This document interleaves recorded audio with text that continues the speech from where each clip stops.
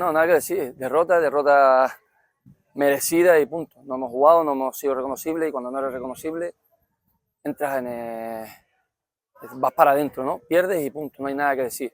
Igual que la semana pasada creo que fuimos mejores y la derrota no es merecida. Hoy merecida y punto.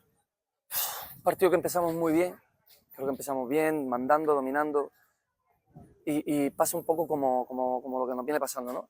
No aprovechas la primera que tiene a los 4 minutos, no aprovechamos la primera que tenemos y el equipo se va diluyendo. No hacemos bien la presión, no hacemos lo que habíamos hablado en la caseta, ¿no?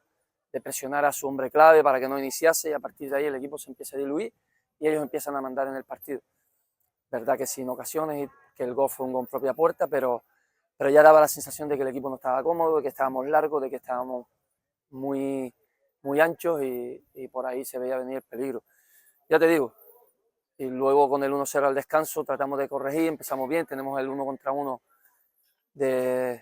para el empate y esa tampoco entra y bueno, a partir de ahí ya fue todo un poquito a la desesperada, incluso yo, ¿no? Los cambios tampoco, pero no por los jugadores, sino creo que los cambios desordenaron más que nos ayudaron y al final creo que ni yo supe estar lúcido para esos momentos.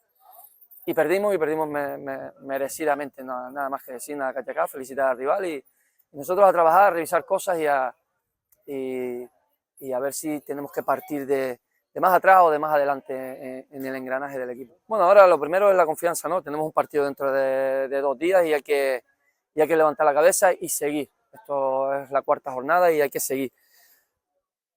Y mejoraría lo primero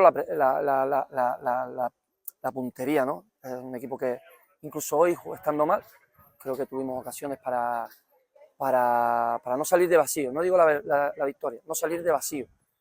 Y no somos capaces de acertar, ¿no? Entonces, la puntería y un poco esa actitud en los momentos en los que no tenemos balón, que creo que por ahí estamos fallando. Sí, eso es lo bueno del fútbol, ¿no? Y sobre todo este año, que tenemos la Copa Federación, tenemos la Copa Cataluña y en 3 jornadas, en 3 días tenemos la revancha, ¿no? Y eso es lo bueno.